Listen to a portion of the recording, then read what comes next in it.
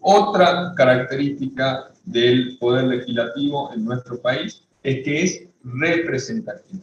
¿Qué quiere decir esto? Que sus integrantes acceden al cargo por vía electiva a través de un partido político, mediante elecciones a través de un partido político o de una alianza de partidos. Y por último, como última nota característica del poder legislativo en nuestro país, tengo que decir que es un órgano deliberativo. ¿Por qué deliberativo? Porque sus decisiones se adoptan luego de un debate, luego de discusiones que se dan en el recinto de cada una de las cámaras. Le voy a pasar un videíto que habla, como para ir cortando, que no sea tan monótono la hablada, y que habla un poco del Congreso Nacional.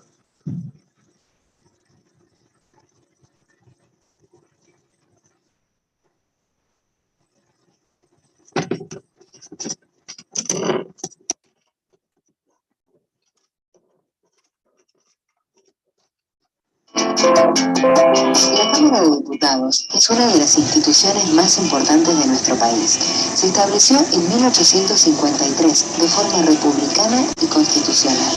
Sus antecedentes fueron el Cabildo de 1810 y la Asamblea del año 13. Allí, representantes de todo el país discutían sobre cómo queríamos organizarnos los argentinos. No siempre estuvo en el edificio actual. Tuvo su sede en Paraná y desde 1861 se ubicó en Buenos Aires. Primero en la Manzana de las Luces, que es el lugar más antiguo de la ciudad. Luego, por más de 40 años, frente a la Casa Rosada. Y hasta funcionó en el barrio de Belgrano. Hoy, los diputados sesionan en el Gran Palacio, ubicado sobre la avenida Entre Ríos, emblema y patrimonio nacional, que fue diseñado por el arquitecto italiano Víctor Meano e inaugurado en 1906. La Cámara de Diputados forma parte del Congreso Nacional, junto a la Cámara de Senadores.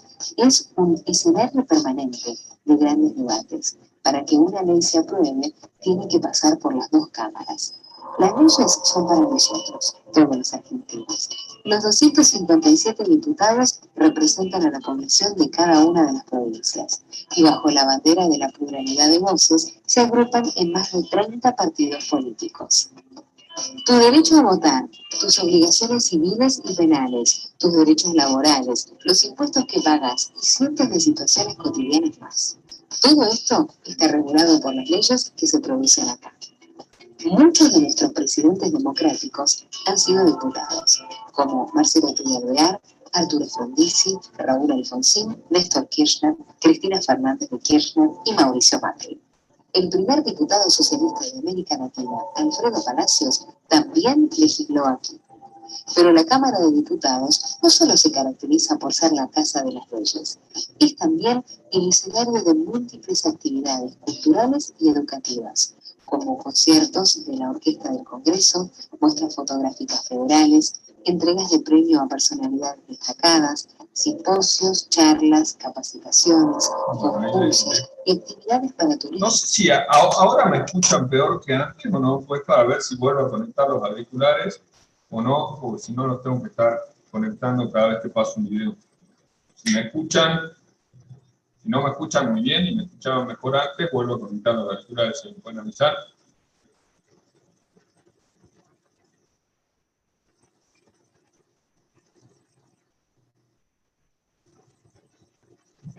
¿Se escucha bien entonces? No es necesario que conecte el micrófono. Bueno, buenísimo. Si no, me avisan y vamos bien. Bueno, seguimos entonces. Ahí vieron un poco algunas características, sobre todo el inicio del Congreso de la Nación, en el edificio donde funciona actualmente, que fue inaugurado en 1906. También vieron en un video más de la Cámara de Diputados, pero bueno, la cantidad de miembros y lo básico de cómo se le da trámite y se aprueba un proyecto de ley. Bueno, como habíamos dicho, al clasificar o al caracterizar el Poder Legislativo, habíamos dicho que era un órgano, esto lo hagamos los que quieran participar, preguntar en el chat o con el micrófono, me van interrumpiendo sin problema, ¿no? La idea, para que no sea algo tan monótono, es que vayamos participando y sobre todo relacionando con la actualidad. Así que lo que quieran ir haciendo, bienvenido. Yo avanzo, pero cuando quieran interrumpir, me interrumpen. Bueno, habíamos dicho como una de las notas características del Poder Legislativo que es un órgano complejo. Y habíamos dicho que es un órgano complejo porque está compuesto por dos cámaras, una Cámara de Diputados y una Cámara de Senadores. La última característica del Poder Legislativo es que es un órgano deliberativo. Es un órgano deliberativo porque, estoy contestando a la pregunta del chat, ¿no? Perdón, porque las decisiones se adoptan luego de un debate o luego de una discusión que se da en el recinto de cualquiera de las cámaras. Bueno, retomando entonces esto que habíamos dicho que es un órgano complejo, y que es un órgano complejo porque está compuesto por dos cámaras, una Cámara de Diputados y una Cámara de Senadores. Es decir, nuestra Constitución, en el artículo 44, adoptó un sistema bicameral de organización de su poder legislativo. Y este sistema bicameral es propio de los países federales. ¿Y cómo se originó? ¿Cuál es la razón de que existan dos cámaras, una de diputados y otra de senadores? El antecedente de esto está en la organización constitucional de los Estados Unidos. En ese momento, cuando los Estados Unidos se estaba organizando constitucionalmente, había opiniones divididas o había discusiones entre aquellos estados vendría a ser el equivalente a las provincias nuestros. Los estados o provincias más grandes querían que el poder legislativo se organice en proporción a la población, es decir, que aquellas provincias o estados que tienen una mayor cantidad de población tengan una mayor cantidad de legisladores. En cambio, los estados, como dijimos, es el equivalente a nuestras provincias más chicos, querían que todos los estados tengan la misma cantidad de representantes. Y entonces estaban en conflicto estas dos posturas, hasta que Benjamin Franklin, que aparece en el billete de $100, ideó una fórmula intermedia que conjugaba estas dos visiones y postuló que el poder legislativo se organice en dos cámaras. Una Cámara de Diputados que contenga la representación global del pueblo, es decir, que en donde aquellos estados o provincias que tienen una mayor población tengan proporcionalmente más cantidad de representantes. Esto beneficia claramente a los estados, a las provincias grandes. Y esta Cámara de Diputados tenía que convivir paralelamente o funcionar con otra Cámara, denominada Cámara de Senadores, en la cual se reflejaba la representación territorial de los estados, y donde cada estado tenía una representación igualitaria.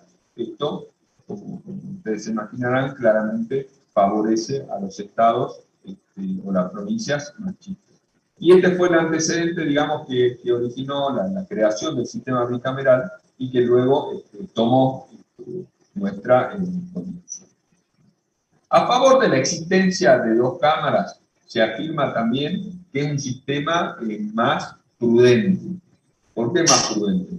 Porque posibilita la corrección de errores por doble lectura del proyecto. Es decir, hay muchas veces en el fragor de una discusión en la Cámara de Diputados, en la Cámara de Senadores, se aprueban proyectos que contienen errores o que tienen una técnica legislativa deficiente, y esto se corrige cuando pasa a la otra Cámara, que es la que revisa lo que aprobó en la Cámara de origen. Digamos. Y además asegura una mayor deliberación sobre todos los temas importantes. Hay un mayor debate, un debate que se realiza dos veces. Esto se esgrime como beneficios del sistema bicameral. Como críticas se le objeta que hace el trámite más burocrático, digamos, de sanción de leyes, y luego, y muchas veces, se bloquean una Cámara, termina bloqueando las iniciativas de otra. Bueno, entonces dijimos sistema bicameral, dos cámaras, Cámara de Diputados y acá Cámara de Senadores. En lo que es la técnica de nuestra Constitución, los senadores y los diputados no representan lo mismo, digamos. En principio, los diputados representan al pueblo de la nación y en cambio los senadores representan a las provincias. Pero bueno, esto se da en el ideal de la Constitución, ya que en la práctica esto no es más que una formalidad que no se cumple. Y un caso, por ejemplo, que demuestra esto es que cuando se debatió el recorte de fondos que le hizo el Gobierno Nacional a la Ciudad Autónoma de Buenos Aires a mediados del año pasado, el senador Recalde, que era el representante del Frente de Todos, pero de la Ciudad Autónoma de Buenos Aires, votó a favor de ese recorte de fondos. Entonces, vemos a veces que, esto lo pongo como un mero ejemplo, de cómo a veces los legisladores actúan más por disciplina partidaria o siguiendo un determinado proyecto nacional más que en representación de sus distritos, que es la lógica que en principio impone la Constitución. Bueno, ¿cuáles son las funciones del Congreso? Como habíamos dicho al principio, me preguntan de vuelta, estamos viendo la unidad 12, estamos viendo el poder legislativo. Bueno, ¿cuáles son las funciones del Congreso? La función esencial y principal es la función legislativa, es decir, la elaboración y sanción de leyes. Sin embargo, esta función principal se encuentra un tanto devaluada. ¿Por qué? Porque el Poder Legislativo en los últimos años, hizo pretexto de emergencias económicas, fue cediendo muchas de sus facultades al Poder Ejecutivo, y así lo autorizó a legislar sobre algunas materias, delegando su atribución, que en principio le corresponde al Poder Legislativo. Bueno, entonces la función esencial y primordial del Congreso es la función legislativa, la de sancionamiento. Como funciones un tanto secundarias, secundarias no porque sean menos importantes, sino porque son excepcionales en cuanto a su ejercicio, tenemos que enumerar en primer lugar una que tiene una función preconstituyente. ¿Qué quiere decir esto? Esta parte yo lo vi, lo vieron conmigo, que es que la Constitución puede ser modificada, y esta modificación se realiza a través de una reforma de la Constitución. ¿Y cuál es el primer paso para reformar una Constitución? La declaración de la necesidad de la reforma. Y esta declaración de la necesidad de la reforma, ¿quién la hace? El Congreso Nacional. Para eso se necesitan el voto de los 2/3 de los miembros de cada una de las cámaras, que es una de las mayorías más agravadas que establece la Constitución para cualquier. Entonces, una función excepcional, pero muy importante, es que el procedimiento de reforma de la Constitución se inicia en el Congreso de la Nación. Otra función más excepcional, pero tampoco menos importante, es que a veces el Congreso de la Nación tiene una función jurisdiccional, es decir, una función de administrar justicia. ¿Y esto cuándo se da? Se da cuando en el Congreso Nacional se realiza el juicio político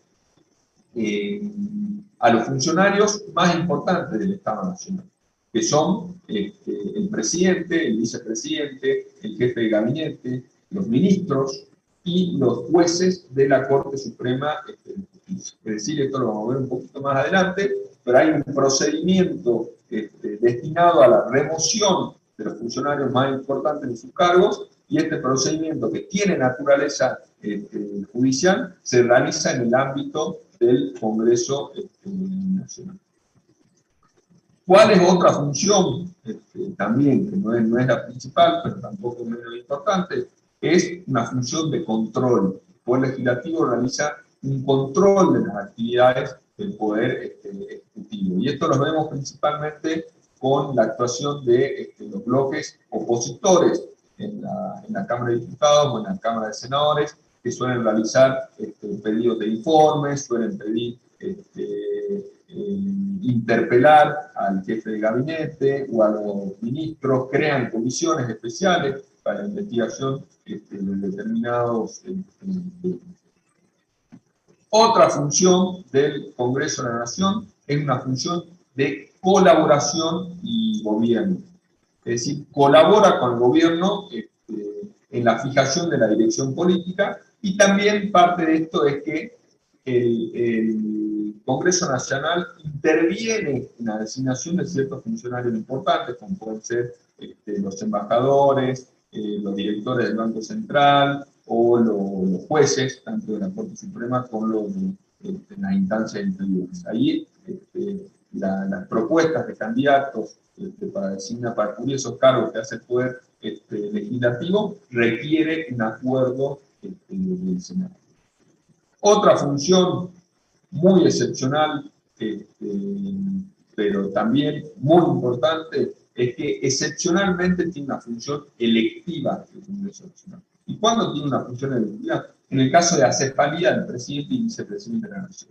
Es decir, si por muerte, licencia, fallecimiento, alguna enfermedad grave, renuncia, cesan en sus funciones el presidente y el vice, y el Poder Ejecutivo queda acéfalo, como va a ver un poco más adelante, el Congreso Nacional se reúne en la Asamblea Legislativa, esto quiere decir que se juntan todos los diputados y todos los senadores, y eligen quién va a ser el reemplazante, quién va a cumplir el mandato que queda al presidente y al vicepresidente que acaban de renunciar. Bueno, ¿alguna duda hasta acá?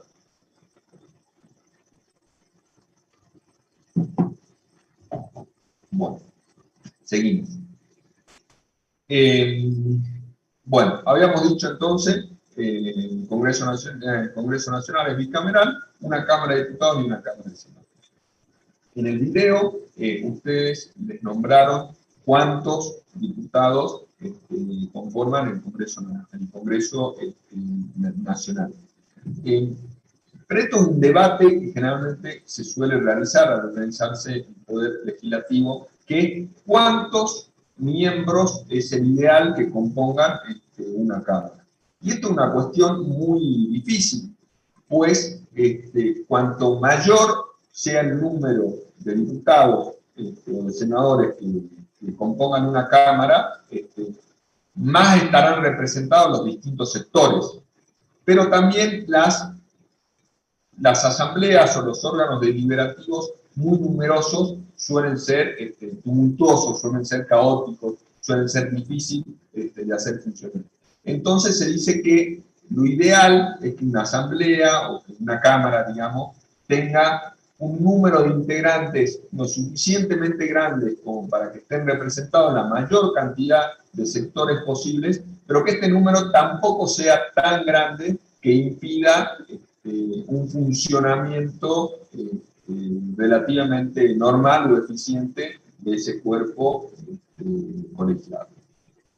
El artículo 45, segunda parte de la Constitución Nacional, establece que el número de representantes, el número de diputados que integran la Cámara de Diputados será de 1 cada 33.000 habitantes o fracción que no baje de 16.500. Y también establece el 45, el artículo 45, que después de la realización de cada censo, ustedes sabrán, los censos son los relevamientos poblacionales que se realizan cada 10 años, el Congreso iba a adaptar este número.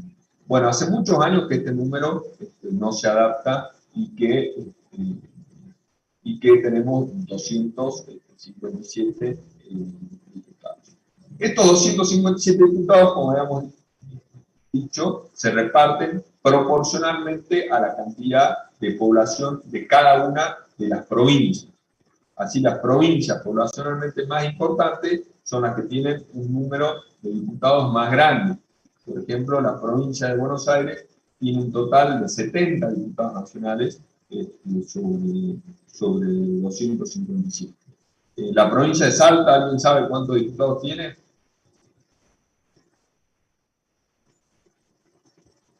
Bueno, sigo avanzando a ver si aparece alguno que me dice cuántos diputados tiene.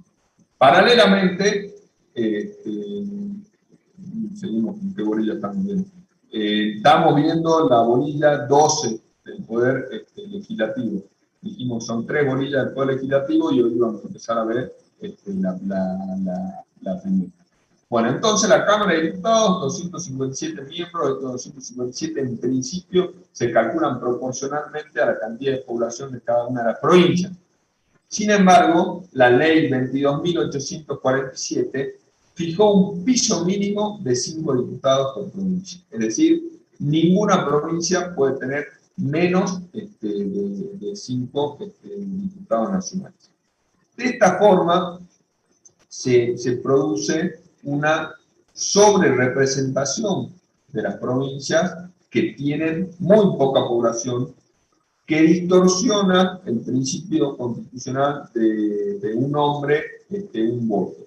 Y esto lo podemos ver en un claro ejemplo, que es que, por ejemplo, la provincia de Salta, que por ahora nadie me pudo decir cuántos diputados tiene, ¿no? Bueno, no tan participativos. La provincia de Salta tiene aproximadamente 1.300.000 habitantes y tiene 7 diputados nacionales. Esto quiere decir que hay alrededor de un diputado nacional cada 185.000 habitantes. En cambio, la provincia de Tierra del Fuego, que tiene alrededor de 150.000 habitantes, como la ley establece que se tiene que tener un mínimo de 5 diputados nacionales, termina teniendo un representante cada 30.000. ¿Sí? Tierra del Fuego un representante cada 30.000, Salta uno cada 185.000. Además, Salta se ve perjudicada porque fue una de las provincias que más creció poblacionalmente en los últimos años, ¿no? Esto lo vemos claramente en un crecimiento importante que tuvo sobre todo la capital. Y como dijimos, hace muchos años que no se adapta el número de diputados. Entonces, las provincias que más crecieron, al no actualizarse, Salta hoy se encuentra subrepresentada en la Cámara de Diputados, es decir, tiene menos representantes de los que debería tener. En este marco, como dijimos, los diputados nacionales se eligen por provincia. Estas son las distintas jurisdicciones donde se van votando, eligiendo los diputados nacionales. Esto es lo que va a acontecer ahora el 14 de noviembre, cuando ustedes concurran a elegir los diputados nacionales por Salta. Pero se ha sostenido que estas barreras limítrofes de elección de diputados entre jurisdicciones deberían desaparecer y hacerse una lista única que se elija en todo el país, es decir, similar a la forma en que se elige el presidente, ya que, como dijimos, los diputados representan al pueblo, en cambio son los senadores, en principio, los que representarían a las provincias. Bueno, entonces, 257 diputados elegidos proporcionalmente en función de la población de cada provincia, con un piso mínimo de 5 diputados por provincia. Entonces, por ejemplo, Salta tiene 7 diputados nacionales, Tucumán tiene 9 diputados nacionales, provincias como Santa Fe o Córdoba tienen 18 cada una, y como dijimos, la provincia de Buenos Aires, que es la que más tiene por lejos, 70 diputados nacionales. Bueno, ¿cuáles son los requisitos para ser electo diputado nacional? ¿Cuáles son las exigencias que hay que cumplir para poder presentarse como candidato a diputado nacional? Estos están establecidos en el artículo 48 de la Constitución Nacional, que en primer lugar establece una edad mínima de 25 años cumplidos. Es decir, acá, como vamos a ver, hay una edad menor que la exigida para ser senadores, que es de 30 años de edad. En alguna clase pasada me preguntaban por una chica que se llama Ofelia Fernández, que creo que es el frente de todo, y me planteaban que tiene menos de 25 años. Yo ahí le reflejaba que Ofelia Fernández es diputada de la ciudad, creo que tiene 21 o 22 años, pero es diputada de la ciudad de Buenos Aires, es decir, el análogo es diputada provincial, no es diputada nacional, por lo tanto, se rige por los requisitos de edad que establezca la Constitución de la Ciudad Autónoma de Buenos Aires, no de la Constitución nacional. Bueno, entonces, requisito, en primer lugar, tener 25 años de edad. En segundo lugar, tener 4 años de ciudadanía en ejercicio. ¿Esto qué quiere decir? 4 años de ciudadanía en ejercicio. Que aquellos extranjeros que se naturalizaron, que se nacionalizaron argentinos, podrán ser candidatos a diputados una vez que transcurrieron 4 años desde que adoptaron la ciudadanía argentina. En tercer lugar, tercer requisito, es ser natural de la provincia que los elija o con 2 años de residencia inmediata en ella. ¿Qué quiere decir ser natural? Haber nacido en la provincia por la cual se pretende ser electo. O tener 2 años de residencia inmediata, quiere decir que vivan hace 2 años en esa provincia. Esto es lo que permite, por ejemplo, que María Eugenia Vidal sea, a pesar de haber sido gobernadora de la ciudad de la provincia de Buenos Aires hasta hace solo 2 años, ahora sea candidata a diputada por la ciudad de Buenos Aires. ¿Y por qué puede ser candidata por la ciudad de Buenos Aires, a pesar de que hasta hace poco vivía en la provincia de Buenos Aires? Puede ser candidata por la ciudad de Buenos Aires porque nació en la ciudad de Buenos Aires. Nació en el barrio de Flores de la ciudad de Buenos Aires. Entonces dice que es natural de la ciudad autónoma de Buenos Aires. Bueno, ¿cuánto duran los diputados nacionales en su mandato? Los diputados nacionales duran 4 años en sus funciones y son reelegibles ilimitadamente, es decir, pueden presentarse a elecciones cada 4 años indefinidamente y ser reelegidos. ¿Cómo se renueva la Cámara de Diputados? Es decir, ¿cómo es la forma de elección de los diputados? La Cámara de Diputados se renueva por mitades. ¿Esto qué quiere decir?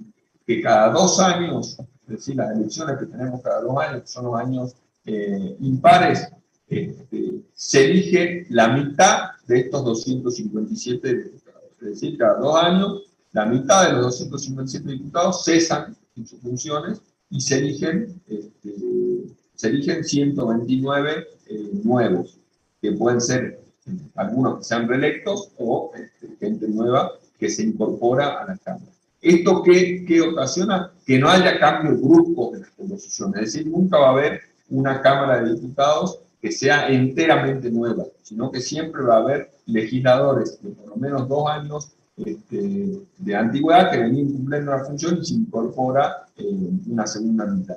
Por eso, como dijimos, Salva, que tiene 7 diputados nacionales, nosotros ahora estamos eligiendo 3 diputados nacionales.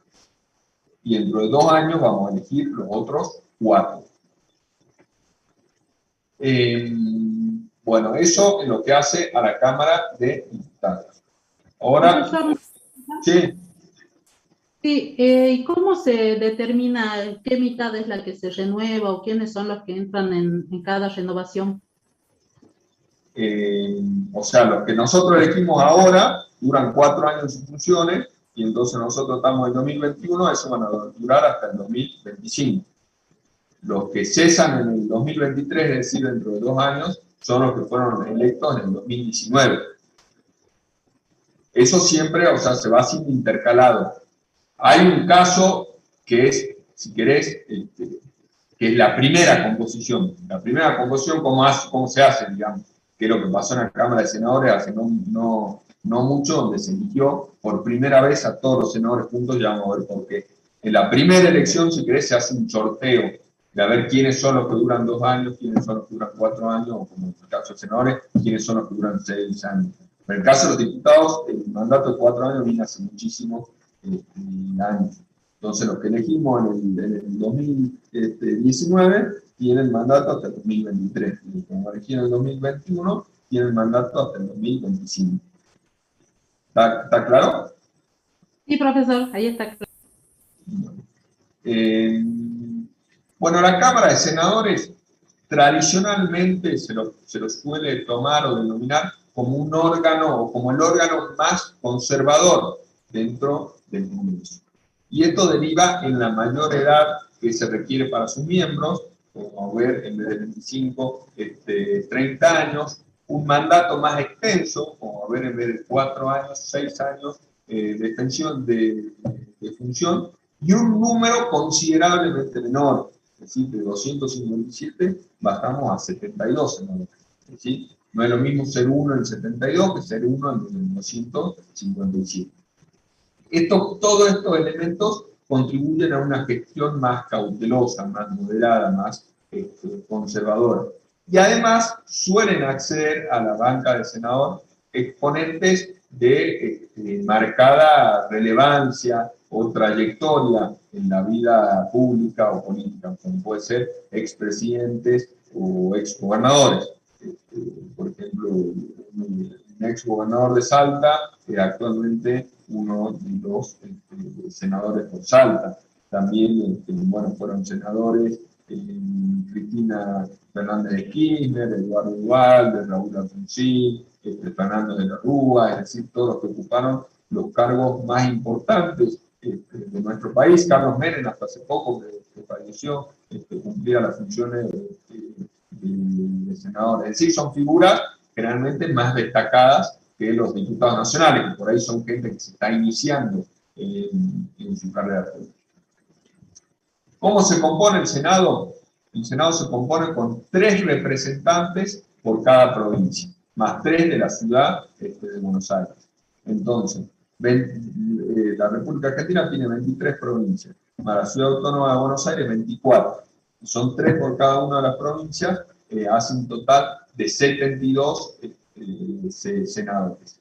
Y a diferencia de los diputados, los senadores se eligen en forma conjunta en cada una de las provincias. Es decir, Salta tiene 3 senadores, pero esos 3 senadores no se divide su elección como en el caso del diputado. No es que en una elección elijo 2 senadores y en otra elección elijo 1, sino que siempre se eligen los 3 juntos. Cada 6 años se eligen los 3 juntos. ¿Y cómo es el sistema de elección? En la Cámara de Diputados, el sistema de elección es proporcional. Es decir, si yo elijo 3 legisladores, o por ejemplo, en la provincia de Buenos Aires, que se eligen 35 ahora, la determinación de cuántos diputados le corresponde a cada partido se hace por una regla proporcional que se denomina el sistema electoral tonto. Es decir, al que proporcionalmente tiene más votos, le va correspondiendo proporcionalmente más diputados. El sistema de elección de senadores es distinto. Acá importa, para elegir los senadores, cuál es el partido que sale primero y cuál es el partido que sale segundo. No importan los porcentajes. El que sale primero se lleva 2 bancas, ¿sí? La mayoría. Y el que sale segundo se lleva la banca de la minoría. Esto genera algunas críticas, digamos, porque no refleja proporcionalmente el sentir de la población. ¿Por qué? Porque supóngase que el partido A saca un 35% de los votos, el partido B un 30% de los votos y el partido C un 28% de los votos. En este escenario, el partido A se va a llevar 2 senadores con el 35% de los votos, el partido B con el 30% de los votos se va a llevar un senador y el partido C con el 28% de los votos se queda sin ningún senador. Si los que eligiéramos fueran diputados, que son 3, en el caso de Salta, que se eligen proporcionalmente, le correspondería 1 a cada fuerza política. En cambio, los senadores importa. El que sale primero se lleva 2 bancas, el que sale segundo se lleva 1 banca y el tercero no importa. Los senadores duran 6 años en sus funciones, y el Senado se renueva por tercios. ¿Esto qué quiere decir? Que cada 2 años, 8 provincias, si hacemos 8 por 3 me da 24, son 23 provincias en la Ciudad Autónoma de Buenos Aires, cada 2 años, 8 provincias renuevan sus 3 senadores. Salta, en el 2019, eligió sus 3 senadores. O sea que hasta el 2025 no va a elegir de vuelta este senador. Y ahora hay otras 8 provincias que son las que eligen los senadores. Por eso escuchamos muchas veces en los medios que tanto el oficialismo, al Frente de Todos, como la oposición, Juntos por el Cambio, concentran sus campañas en las 8 provincias que son las que eligen senadores, porque se eligen diputados nacionales más senadores. Da el riesgo de que el oficialismo pierda la mayoría. Entonces enfocan la campaña en La Pampa, Chubut, Santa Fe, Córdoba, Tucumán, Catamarca, que son las que eligen, están faltando 1 o 2, pero son las que eligen senadores en este periodo. Requisitos para ser electo senador. Como habíamos dicho, para los diputados 25 años, para los senadores 30. Es decir, acá hay un elemento de moderación, de conservador, digamos, que es, bueno, que los que lleguen no tengan tanto el entusiasmo o las ideas más revolucionarias que a veces tienen los más jóvenes, sino que sean personas más maduras. Tener 6 años de ciudadanía en ejercicio, es decir, en el Cámara de Diputados exigíamos 4, es decir, que los extranjeros que se naturalizaron argentinos tienen que haber pasado 6 años desde que se naturalizaron. Otro requisito que es igual al de los diputados es ser natural de la provincia que los elija o con 2 años de residencia inmediata, es decir, haber nacido en la provincia o vivir hace 2 años.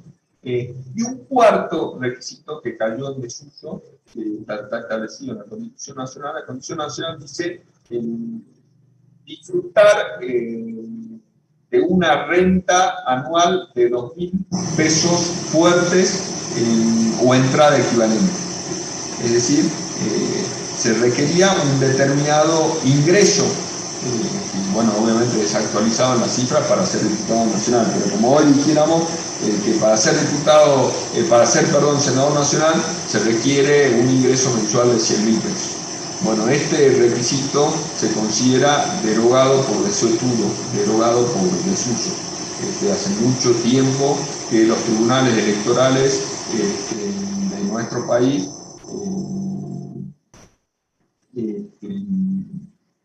no lo exigen.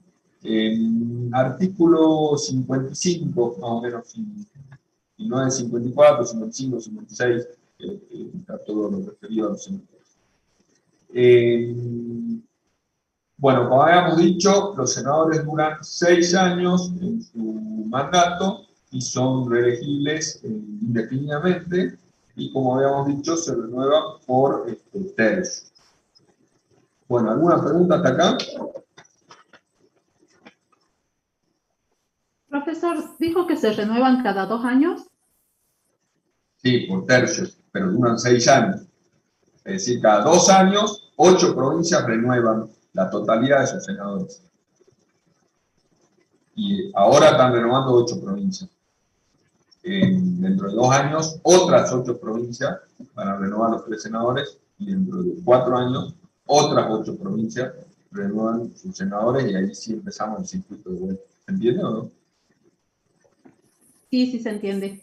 Otra consulta, con lo que hacía de ejemplo de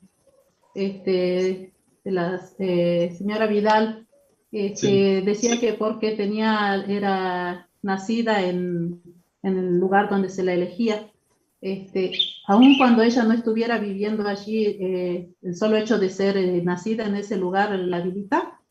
Y son las 2 alternativas, o ser natural, que es nacer, o vivir. Uno puede no vivir en un determinado lugar, pero el hecho de haber nacido le otorga el derecho de ser candidato. Se da un poco también con Cristina Fernández de Kirchner, ¿no? Pero ella era legisladora representando a la provincia de Santa Cruz, y aunque ahí era medio discutible, porque después cuando estaba casada con Néstor, vivía en la residencia de Olivos, que era en la provincia de Buenos Aires. Lo cierto es que ella es nacida en la provincia de Buenos Aires, lo cual la habilitaba para ser candidata de ese distrito. ¿Alguna pregunta más? Bueno, luego el programa, en el segundo párrafo, habla del derecho parlamentario. El derecho parlamentario es la rama del derecho constitucional que se ocupa de la estructura y el funcionamiento de los cuerpos parlamentarios, es decir, cómo funciona el Congreso Nacional.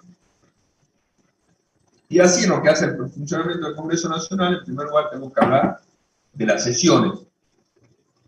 ¿Qué son las sesiones? Las sesiones son, podría repetir qué parte. Bueno, que el derecho parlamentario es la rama del derecho constitucional que se ocupa de la constitución, la estructura y el funcionamiento de los cuerpos parlamentarios. Dentro de lo que hace al funcionamiento del Congreso Nacional, en primer lugar tenemos que hablar de las sesiones. Las sesiones son las reuniones válidas de la Cámara de Diputados o de la Cámara de Senadores que están previstas en la Constitución Nacional y en los reglamentos internos de la Cámara. Es decir, cuando funcionan válidamente las cámaras del Congreso. Estas sesiones, en principio, son públicas, es decir, en principio tienen que ser abiertas al medio de prensa, se puede concurrir el público también cumpliendo determinados requisitos, por eso están los palcos en la Cámara de Senadores y en la Cámara de Diputados, y es muy excepcionalmente, que hace años de años que no funcionan, que no sucede, pueden ser secretas. Voy a pasar un videito que habla algo de las sesiones.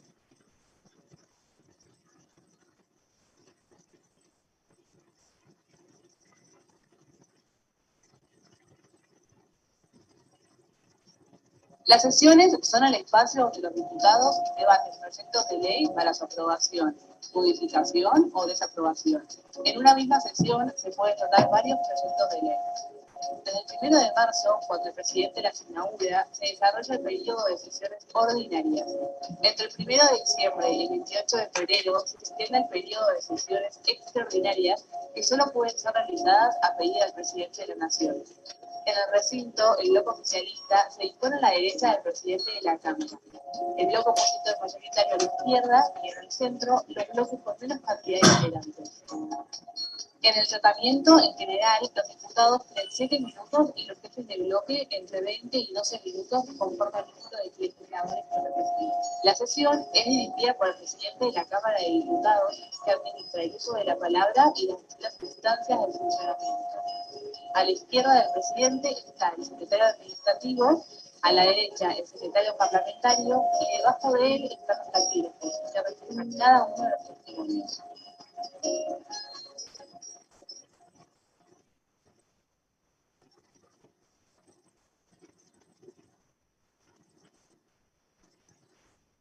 ¿Qué es el Senado de la Nación? El Senado de la Nación es una de las cámaras que conforman... Perdón, ahí estamos. Bueno, ahí veíamos un videito que explicaba algo lo básico de las sesiones y de cómo se organiza fundamentalmente la Cámara de Diputados. Y bueno, ahí surgía que tenemos distintos tipos de sesiones, ¿no? Es decir, distintas formas de funcionamiento de la Cámara de Diputados o la Cámara de Senadores. En primer lugar, tenemos las sesiones ordinarias, que son las normales, las habituales, y que se extienden temporalmente desde el 1 de marzo hasta el 30 de noviembre de cada año. Debería ser el periodo de funcionamiento normal, si fuera más o menos el periodo de clase de la universidad o de un colegio. Durante este periodo, las cámaras del Congreso, la Cámara de Diputados y la Cámara de Senadores ejercen en plenitud sus atribuciones. Es decir, funcionan normalmente. Y la apertura de las sesiones ordinarias, que se denomina la apertura del año legislativo, es realizada anualmente por el presidente el 1 de marzo de cada año. En lo cual ustedes verán que el presidente concurre al Congreso. El Congreso se encuentra reunido en la Asamblea Legislativa, que quiere decir Asamblea Legislativa, que están en un mismo recinto, se juntan los diputados y los senadores, y el presidente da un discurso al realizar la apertura del año legislativo, donde da cuenta de lo que se denomina el Estado de la Nación. Es decir, este es un discurso generalmente largo, que suele durar más de una hora, donde el presidente va abordando cada una de las áreas de su gobierno, va diciendo cuáles son los logros, los desafíos al futuro y cuál es su proyecto de gobierno para el año que está empezando. Entonces, si las sesiones ordinarias son del 1 de marzo al 30 de noviembre, tenemos que decir que en principio el Congreso está en receso, es decir, está en vacaciones, desde el 1 de diciembre hasta el 28 o el 29, según sea el bisiesto, ¿no?, de febrero.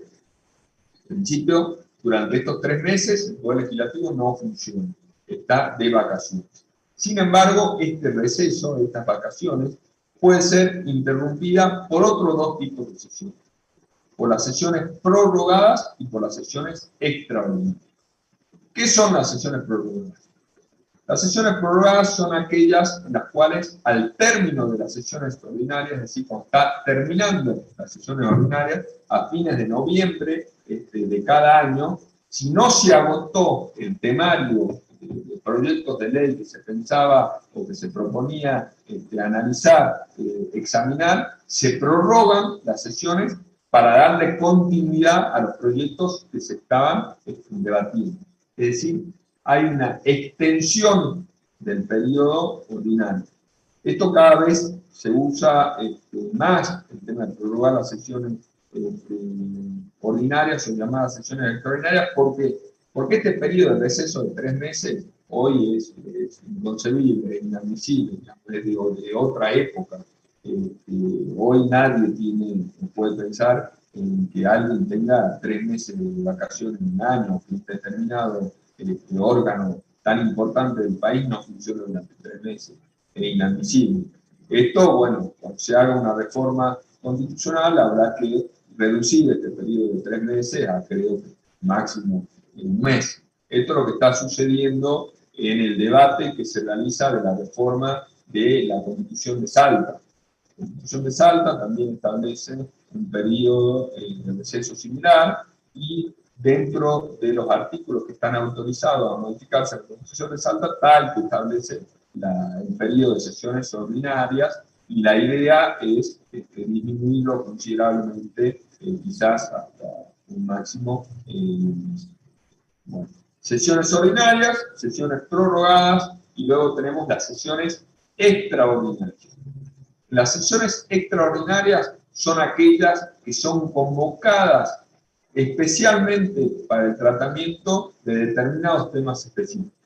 Es decir, estamos en un periodo de receso, no estamos en un periodo de sesiones ordinarias, estamos entre el 1 de diciembre y el 28 o el 29 de febrero, y hay un tema importante que hay que debatirse. Si hay un tema importante que hay que debatirse, el presidente puede convocar a sesiones extraordinarias, pero tiene que establecer taxativamente cuál es el tema por el cual se convoca al Congreso a funcionar, a debatir. Por ejemplo, en el último periodo había convocado para que se debata la reforma judicial, que al final no se terminó aprobando. Y por último, que esto lo nombran algunos autores, otros no, tenemos las sesiones preparatorias, que son probablemente las menos importantes. Las sesiones preparatorias están destinadas a evaluar los diplomas de los legisladores que se van a incorporar, es decir, los legisladores recién electos, y también están destinadas a elegir las autoridades de cada una de las cámaras. Es decir, son las primeras sesiones donde se presentan los títulos habilitantes de los nuevos diputados, los senadores que se incorporan, se los hace jurar, se los incorpora, y luego se procede a la elección de las autoridades de la Cámara. ¿Cómo el tema de las autoridades de la Cámara? Cada una de las cámaras, como todo cuerpo colegiado, es decir, como todo órgano que tiene una multiplicidad de integrantes, el propio órgano designa una autoridad que haga una especie de gobierno del quehacer administrativo del órgano, es decir, una autoridad que tome las decisiones fundamentalmente administrativas de la Cámara de Diputados o de la Cámara del Senado. En el caso de la Constitución Nacional, no hay ninguna referencia a las autoridades de la Cámara de Diputados. Pero el reglamento, cada una de las cámaras tiene un reglamento que establece o que norma su funcionamiento, prevé que la Cámara tenga un presidente y luego que haya diversos vicepresidentes. Un vicepresidente primero, un vicepresidente segundo y un vicepresidente tercero. Es decir, un total de 4 autoridades, un presidente y 3 vicepresidentes. Estas autoridades duran un año en su función y son electos por sus pares, es decir, los diputados votan quién los debe representar. Generalmente, el sector político que tiene mayor cantidad de diputados, mayor cantidad de diputados, sobre todo porque vamos a ver que el Senado es distinto, es al que le corresponde la presidencia. Y luego las vicepresidencias se reparten entre los otros bloques con menores cantidad de representantes. En cambio, en el caso del Senado, el artículo 54 establece que la presidencia del Senado le corresponde al vicepresidente de la Nación. Es decir, cuando ustedes votan la fórmula, por ejemplo, bueno, ahora Alberto Fernández, Cristina Fernández de Kirchner, la función principal de Cristina Fernández de Kirchner, si no está reemplazando al presidente de la presidencia, es ser presidenta del Senado. Y la Constitución establece que este presidente del Senado, que es el vicepresidente de la Nación, no tiene voto, sino solamente en el caso que haya empate. Es decir, si votan los senadores en un determinado proyecto y empatan, ahí desempata el vicepresidente de la Nación. Si no, no vota. Acá ustedes se acordarán el caso de la 125, cuando se debatió, que le voy a pasar un videito acá, como para hacer ya una poquilla histórica. Del voto no positivo. El famoso voto no positivo. Yo sé que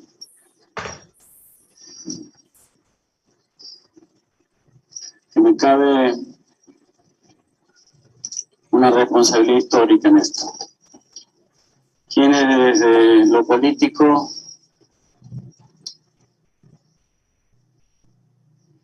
dicen que tengo que acompañar por la institucionalidad, por el riesgo que esto implica. Mi corazón dice otra cosa. Y no creo que esto sea el motivo para poner en riesgo el país, la gobernabilidad,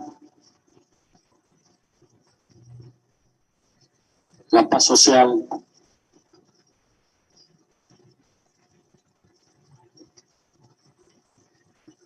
Quiero seguir siendo el vicepresidente de todos los argentinos, el compañero de fórmula hasta el 2011 con el actual presidente de los argentinos. Yo creo que la presidenta de los argentinos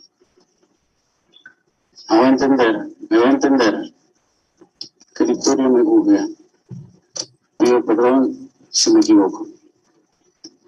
Mi voto no es positivo. Esto es en contra. Muy bien.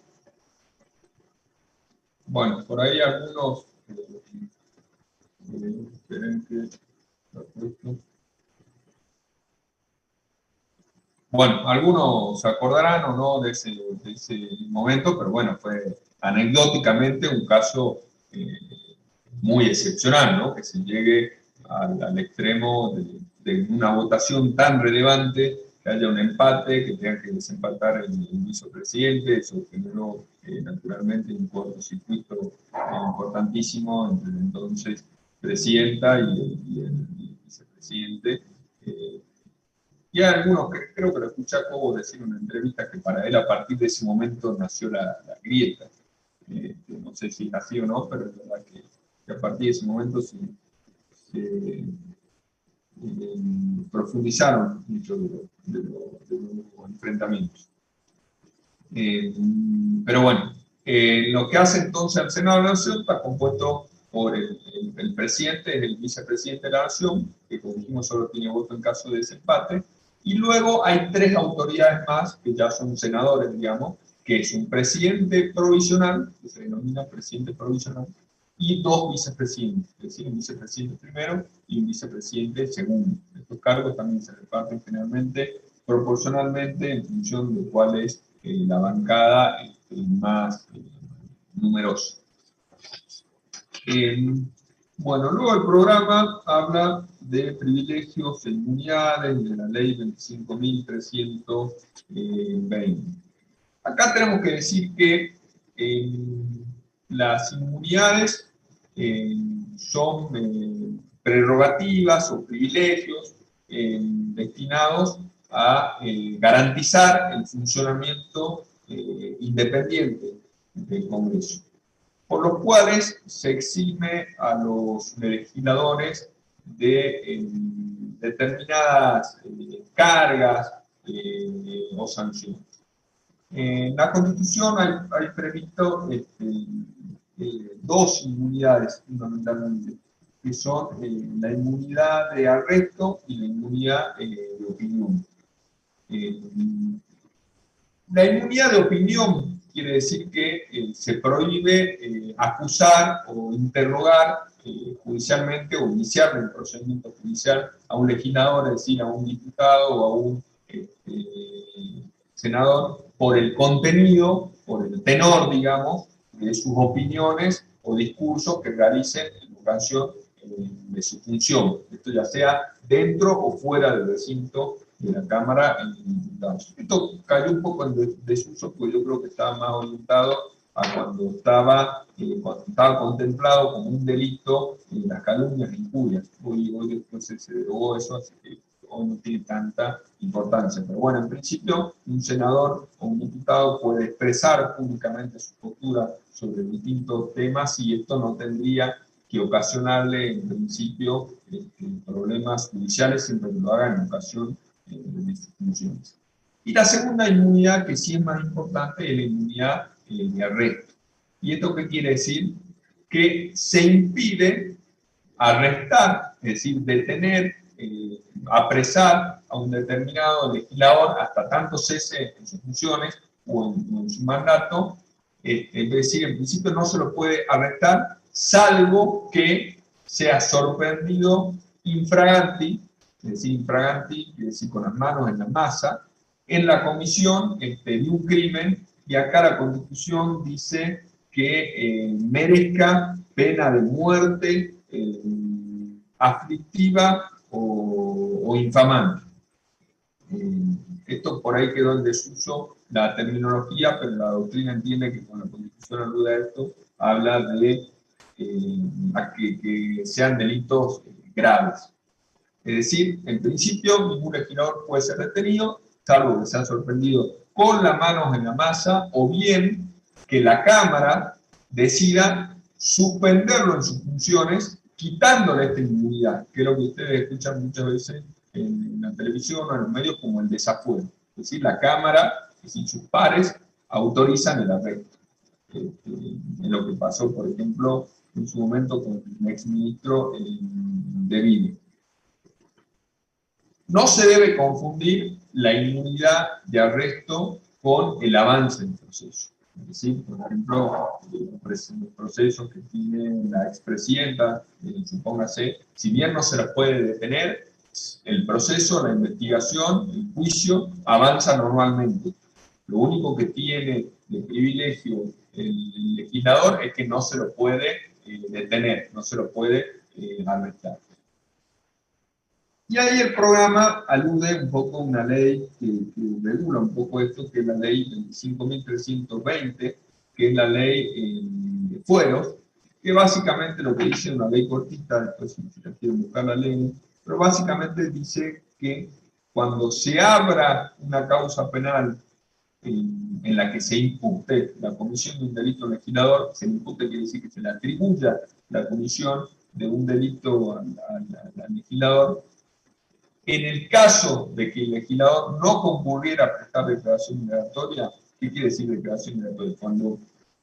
Cuando un fiscal o un juez entiende que en principio alguien pudo haber cometido algún delito, se lo cita a prestar declaración migratoria, que es a escuchar la versión de esa persona. Y una vez que se escucha la versión, el juez es el que decide procesar o no procesar. Bueno, en el caso de que se cite a un legislador que se le imputa, que se le atribuye la comisión de un delito, y este no concurre a prestar declaración migratoria, es decir, no concurre a efectuar su descargo, el juez o el tribunal tienen que solicitar a la Cámara que integra este legislador, es decir, a la Cámara de Diputados o a la Cámara de Senadores, su desafuero. Y en el caso, dice esta ley 25.320, de que se dicte alguna medida que vulnere la inmunidad de arresto, es decir, básicamente si se ordena la detención de este legislador, esta orden de detención no se va a hacer efectiva, no se va a ejecutar hasta tanto se realice el desafuero del legislador. Sin perjuicio de eso, como veníamos diciendo, el proceso avanza por más de que no se lo detenga. Tampoco, mientras rige esta inmunidad de arresto, no se puede ordenar el allanamiento del domicilio o de las oficinas del legislador. Y una vez que el juzgado, el tribunal, libra la solicitud de desafuero, esta es girada por la Cámara de Diputados o por la Cámara de Senadores a la Comisión de Asuntos Constitucionales, la que tiene que emitir un dictamen, es decir, una recomendación, una propuesta de cómo solucionar para el Pleno, digamos, para el conjunto de los diputados o de senadores dentro del plazo de 60 días. Luego que la comisión emite un dictamen, pasa al Pleno, es decir, pasa al recinto, están reunidos la totalidad de los diputados, la totalidad de los senadores, donde debe resolver el desafuero dentro de un plazo máximo de 180 días desde que ingresó el pedido de desafuero. Profe, Sí. yo tengo una duda. Sí. En el caso de Nismar, que a él lo mataron y o sea, él no pudo llegar a dar sus pruebas y todo eso, ¿cómo quedaría eso? ¿De quién me decís? Nismar. Nismar, no sé quién es. El caso de Nismar, que fue muerto. Nismar. No, Nismar no. ¿Qué me decía el fiscal? El fiscal Nisman. Sí. En el caso que él denunció, o sea, hizo una denuncia, pero él falleció, ¿cómo queda ese caso? O sea, él estaba convocado a brindar un informe en la Cámara de Diputados respecto a una denuncia que él había hecho contra, entre otros, la expresidenta Cristina Fernández de Kirchner por la firma del memorándum con Irán. El día antes de que concurra a la Cámara de Diputados aparece muerto en el departamento.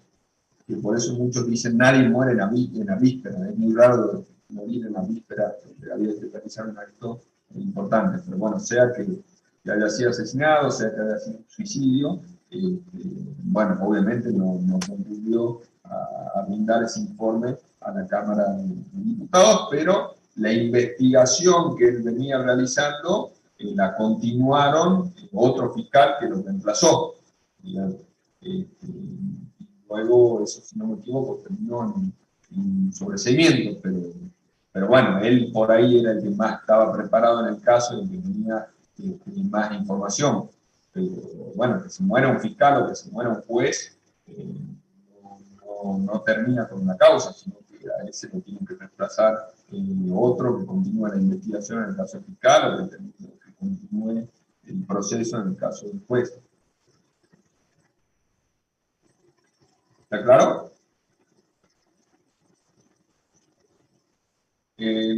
Alguien pregunta ahí cuáles son los requisitos académicos que tiene que cumplir un legislador para postularse un cargo. No hay una exigencia académica, digamos. A diferencia del Poder Judicial, por ejemplo, que es un poder profesionalizado, donde para acceder a los niveles más importantes, como que puede ser el caso de los jueces, o el cargo de los funcionarios judiciales más importantes, se requiere un título. En el caso de los legisladores, no hay una exigencia de nivel educativo. Algo muy debatible, ¿no? Porque alguien me podrá decir, bueno, pues, si cumple una función tan importante, tiene que estar preparado. Pero bueno, si supóngase, dijéramos, bueno, solo pueden ser legisladores aquellos que tienen una carrera universitaria y, bueno, estamos excluyendo la posibilidad de ser legisladores a un importante sector de la sociedad, lo cual lo haría menos representativo en el pueblo. Así que un tema así muy debatible que plantean ahí en la sala del chat.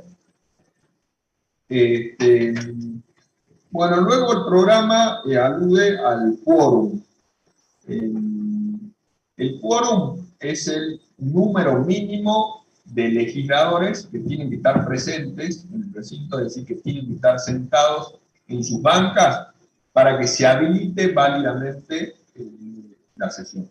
No sé si entienden. Es decir, por ejemplo, que yo diga, bueno, a ver, yo tengo 100 inscritos en la cátedra de Derecho Constitucional de Contador Público, bueno, para que yo, profesor, vaya a dar la clase, y por lo menos tiene que haber 50, no voy a dar una clase para que 5, no se justifica.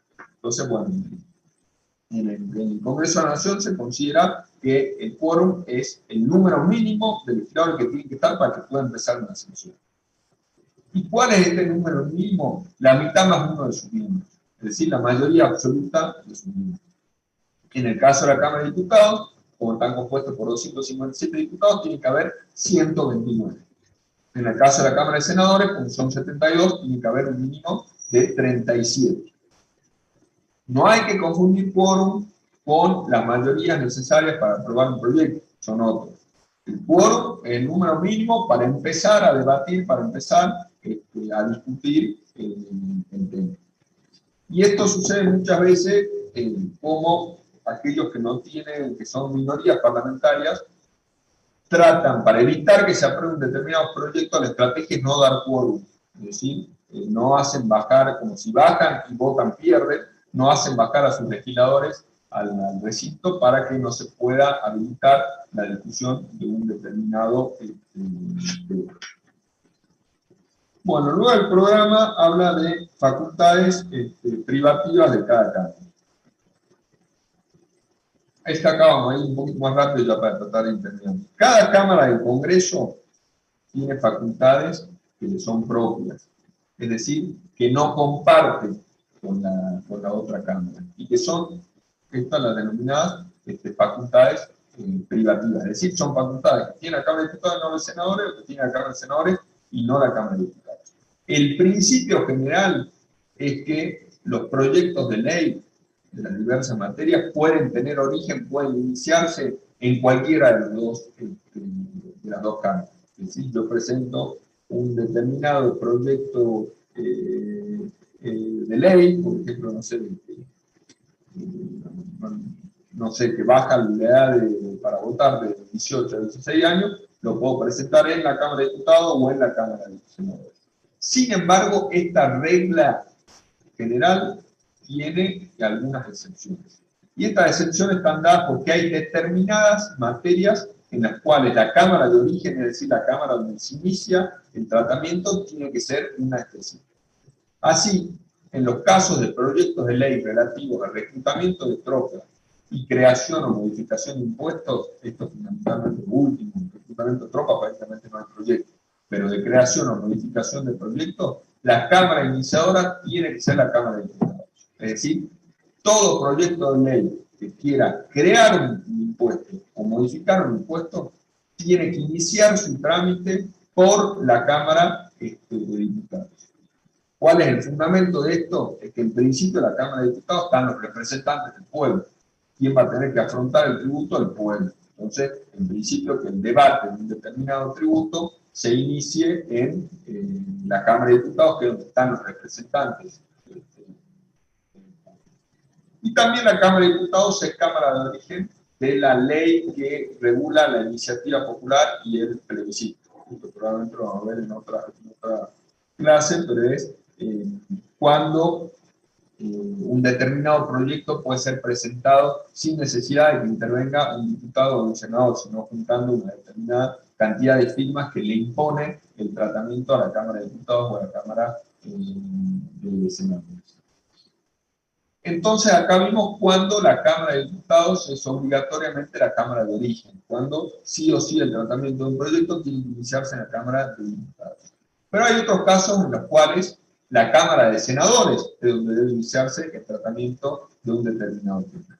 Y esto se da para la ley convenio de coparticipación federal, es decir, la ley que regula cómo se distribuyen los impuestos coparticipables entre las distintas provincias, y aquellas leyes que provean al crecimiento armónico de la nación y a la población del territorio y la adopción de políticas diferenciadas que tiendan a equilibrar el desigual desarrollo entre las provincias.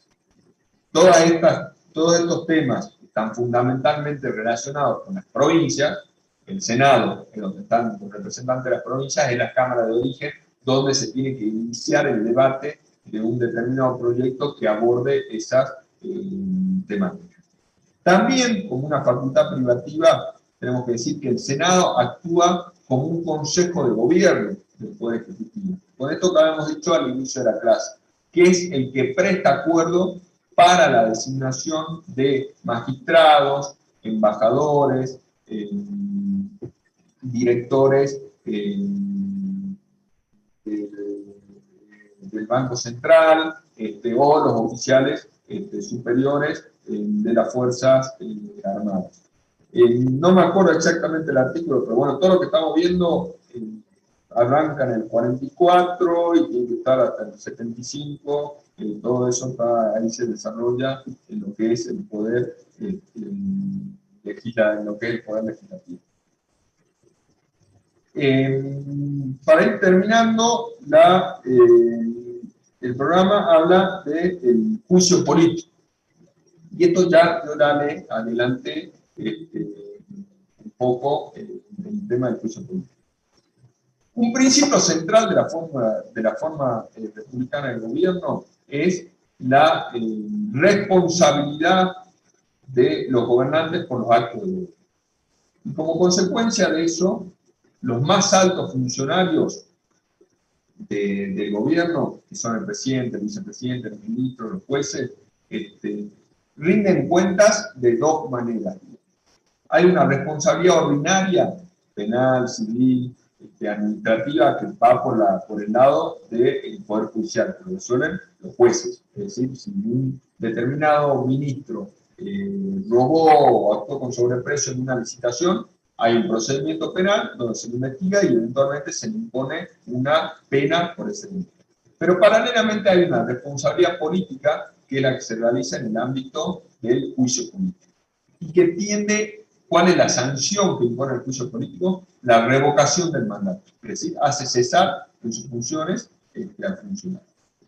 Entonces, el juicio político es el procedimiento dirigido a la revocación de un mandato. ¿Cuáles son los funcionarios comprendidos? Como dijimos, el presidente, que en el caso de que se juzgue al presidente quien preside el Senado, en este supuesto excepcional, no es el vicepresidente, que se puede considerar parte interesada, ya que si el presidente es esa función o lo hace el vicepresidente, sino que quien preside el Senado en este caso es el presidente de la Cámara, el presidente, perdón, de la Corte Suprema de Justicia. En la Argentina nunca se desarrolló un juicio político contra un presidente. Sí pasó, por ejemplo, en Brasil, donde se hizo cesar en sus funciones a la entonces presidenta Dilma Rousseff. Entonces, los funcionarios que pueden ser enjuiciados por el juicio político: presidente, vicepresidente, ministro de la Corte Suprema de Justicia, jefe de gabinete, ministros del gabinete.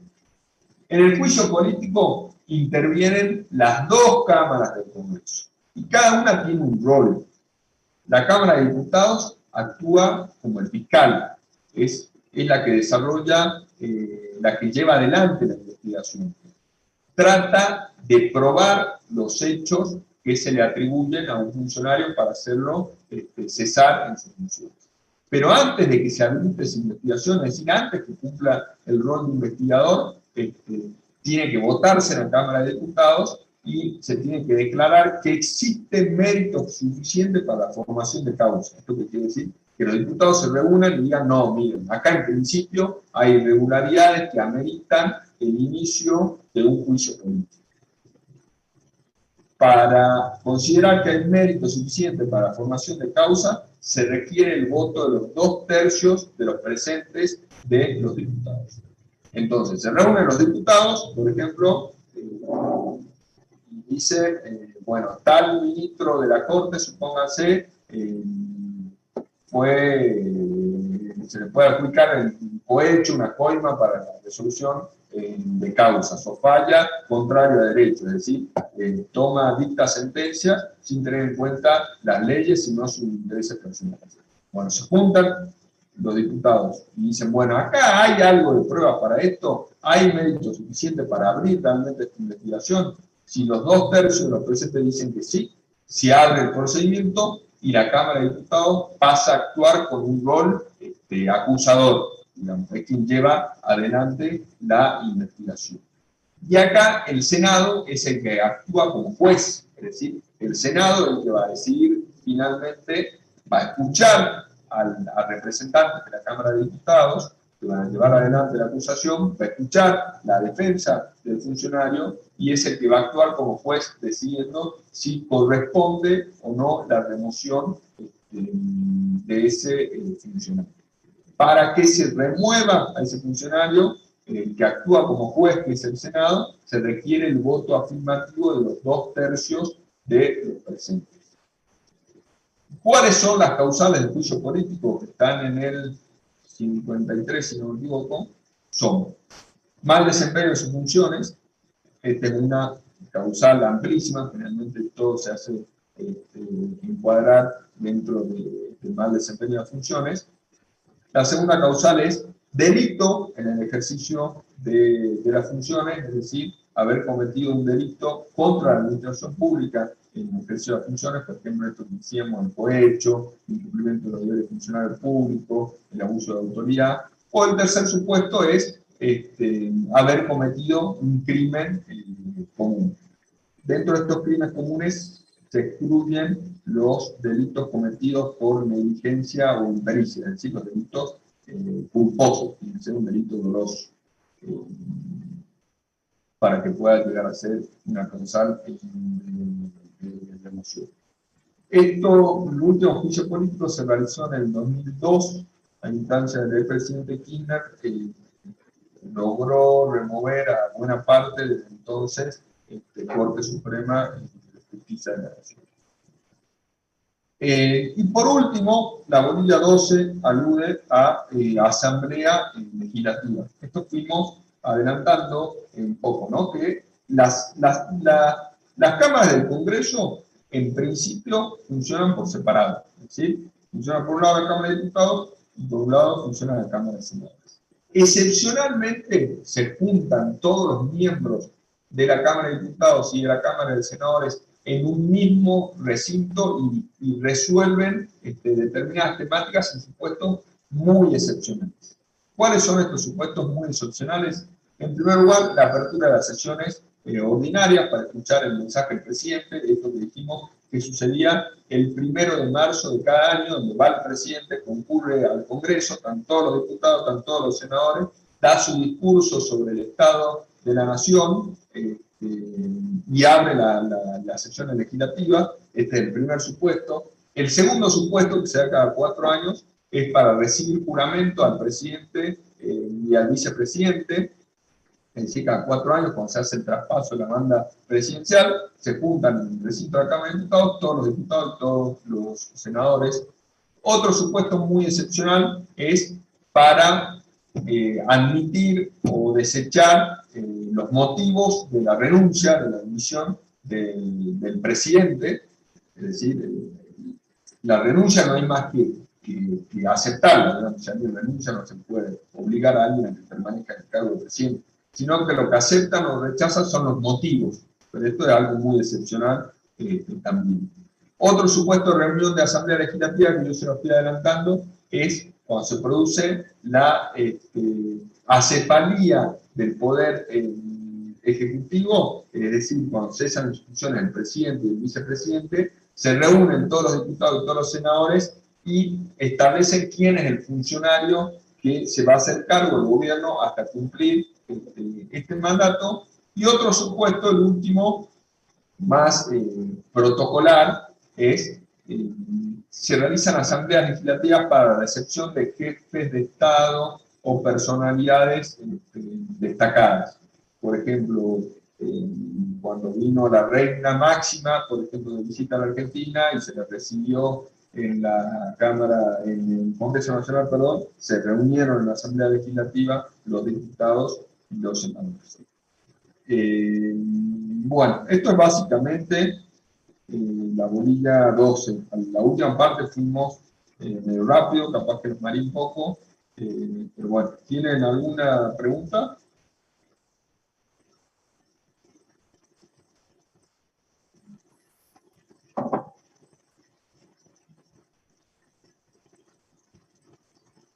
Bueno, cualquier cosa me mandan también, si no, si tienen alguna pregunta, mándenme por privado de la plataforma, mensaje privado ahí, y eso me llega al mail, eso yo veo por ahí.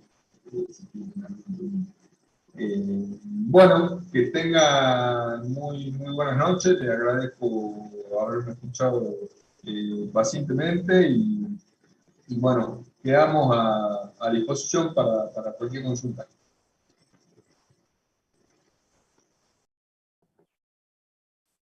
Gracias, profe, muy buena clase.